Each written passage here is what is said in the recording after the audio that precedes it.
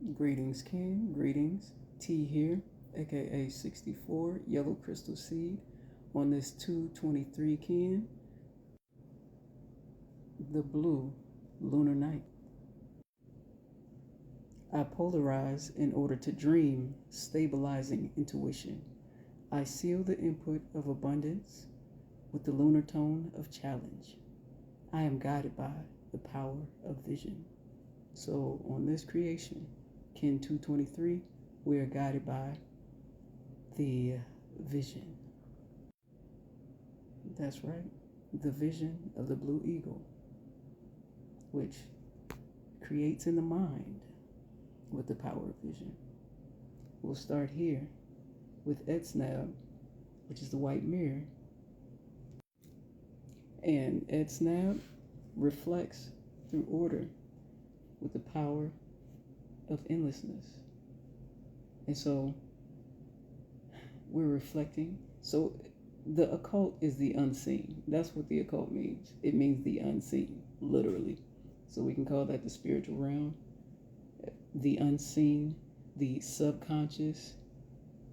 And so in the invisible realm, we have an invisible helper, assistance, which is Edsnab.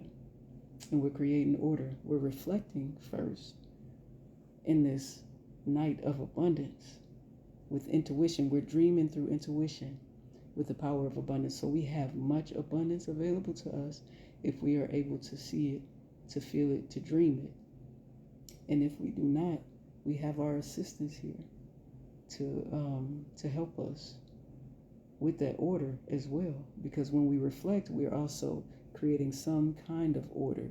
And in order, there is endlessness. And without order, there can be chaos. Sometimes chaos is necessary. We all know that. Well, we all don't know that. But sometimes chaos is necessary. And chaos shakes things up that need to be shook up, you know? And then we take what we need and we acknowledge the end. We acknowledge what needs to end in order for something else to begin. And so what we think in an end is not always necessarily the case. And just like everything is an illusion, and so even our concept of time is an illusion, especially depending on how we relate to time. Moving on from our invisible helper, we have our ally, which is the physical helper. So if you know any yellow warriors, give them a shout out. If not, tap into your own warrior that questions through intelligence with the power of fearlessness. So we question without fear what's going on in our mind, our behaviors. We question our behaviors, especially when they cause us to be in uncomfortable spaces, especially when it comes to when we reflect on the past and what's shown up in our lives and how it has created certain experiences in our lives, whether it's intentional or not, or sometimes or a lot of times, systems outside of ourselves have made a major impact on our lives. And now is the time to reflect and question with intelligence, with fearlessness. Those things on the outside that have made a big impact on our lives. And questioning doesn't always mean combative questioning. It's questioning out of curiosity. We have, of course, once again, our guide, the Blue Eagle, which creates through creates through the mind with the power of vision. So it's visualization. We visualize in abundance. Our challenge on this creation is Ben, which is Red Skywalker, that explores new options and new opportunities. And if this is a challenge on top of the lunar of challenge, the lunar tone of challenge, we have this challenge of maybe we don't feel the space of of Ben, the red Skywalker, in wakefulness, because it takes wakefulness to be able to explore. Sometimes just by exploring, we come across some things that maybe we didn't want to. We feel things that maybe we don't want to, especially during this retrograde. My God, on today, things are coming up, maybe some things that we've been avoiding, and source, spirit, the cosmos are activating inside of us. One thing about the universe, it's universe, which means all of us are a part of the planetary system, whether we want to be or not. And we might be guided by different religions and things like that. I'm not here to talk about that. That's not what I'm here for, you know? I'm just here to give the facts. And we've all had influence on all of these things on the outside, and questioning how we go, how we move forward, knowing what we know, feeling what we feel, processing and purging, releasing, activating, remembering who we were before someone told us who we were and what we are. Because we are something beyond the supernatural, something beyond the human form.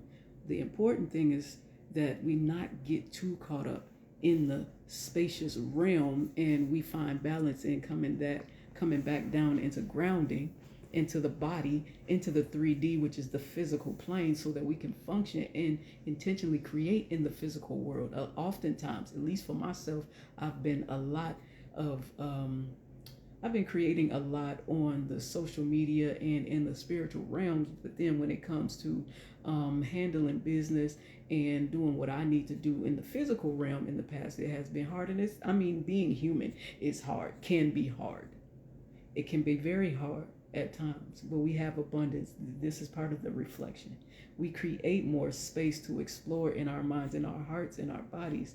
And if being explorative in this reality, in this new awakening and awareness, and we don't feel like we have the space to, this is a challenge, and it opposes feeling the abundance. It opposes that, which means it's time to reflect, to create order and endlessness, to question without fear and with intelligence, and to envision the abundance. And a lot of times it takes for us to go inside in order for us to feel.